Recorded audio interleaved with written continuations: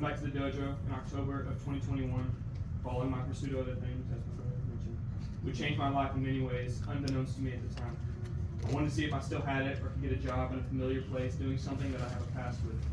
These simple reasons for returning have evolved into a lifestyle, a home, and a family. The first time I re-entered Lone Star, I felt the exact same, as if I had just gone to my last class yesterday. The only thing missing were those sweet airport seats. To my surprise, a few kids recognized me, even after so many years of absence. And like anyone who's missed class for 5 years, I immediately started teaching and relearning everything in the process. When my brother returned from schooling, I was relieved to have a competent teacher and excited to have a best friend at my side. Things started rolling quickly. Class numbers grew, tournament wins increased, and the overall morale of the dojo had skyrocketed. The camaraderie that we have built with these kids is something truly special to me, and hopefully to them too. This place had become a ball of joy for the most part. I tested for my first degree black belt in June of 2022, 1 year after I had started working as an instructor. On that day, countless students were there for me, supporting me, cheering me on. It's not a feeling that I can use words to describe, but it makes me emotional thinking of it. As I got my butt handed to me, the only thing I could hear were the people that I had guided were now guiding me, supporting me while I was weak, and celebrating my victory with me. Teaching is not always easy, it's not always fun.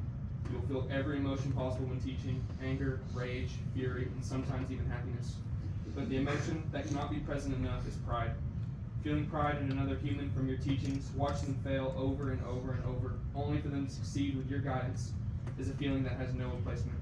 From finishing Kicho all the way through for the first time, to winning first place in a tournament from a technique you've been practicing tired of sleep. As an instructor, you get to join them in their excitement. You were right there with them. If I could summarize the teaching experience at Lone Star Martial Arts, it would be this: trial and error, finding what works for what kid and making sure they learn what they need to learn.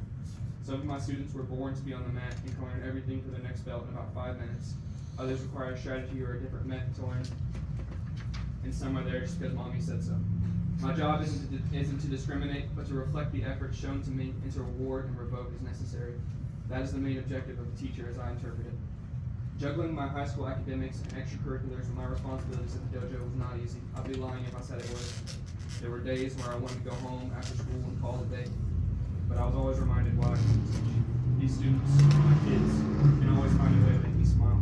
The group of kids that we have at the dojo are some of the brightest, most charismatic, and mature kids that I've had the pleasure to teach for these years. None of you are a number to me. None of you are just a student.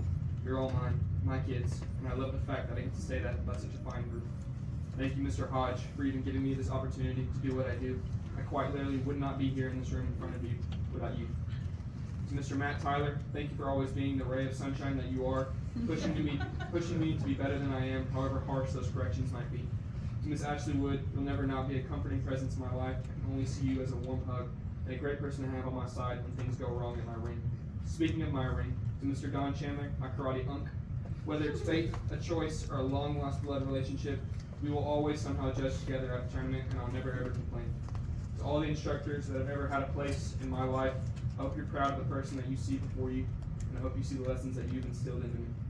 My advice to my students: find things to accomplish that make you want to say, I did it. I'm going to be honest, I don't look forward to taking mechanical engineering as a major when I go into college, but I know that I'll be happy with my choices, and I won't regret the late nights that I'm sure to have. Do things that will ensure your happiness in the long term. Take care of your body, sleep well, and do the things that you love. I don't know the meaning of life, no one does, but I do know that I want to live mine happily. Life is hard, and it always will be. But doing the hard things and saying that I did it will always feel better than giving it. One last thing, trust your parents, they know a thing or two. Before I close off, I want to speak a little bit about my brother, Mr. Gibson Chandler. He loves attention, so I thought I would give him a full paragraph so that he can sleep tonight, since I was the center of attention today. I can't quite pin when we became best friends, but I think it's been a while. This dude has been here through it all. Every movie, every cartoon, every vacation, every girlfriend, every job, every cake that was so kindly delivered to my ribs 2 years ago. You have been there, and I can always trust in the fact that you will be there. I hope you know the admiration I have for you and how proud I am to call you my brother. If there was a picture for the term of a man, it would be you. That's all I have.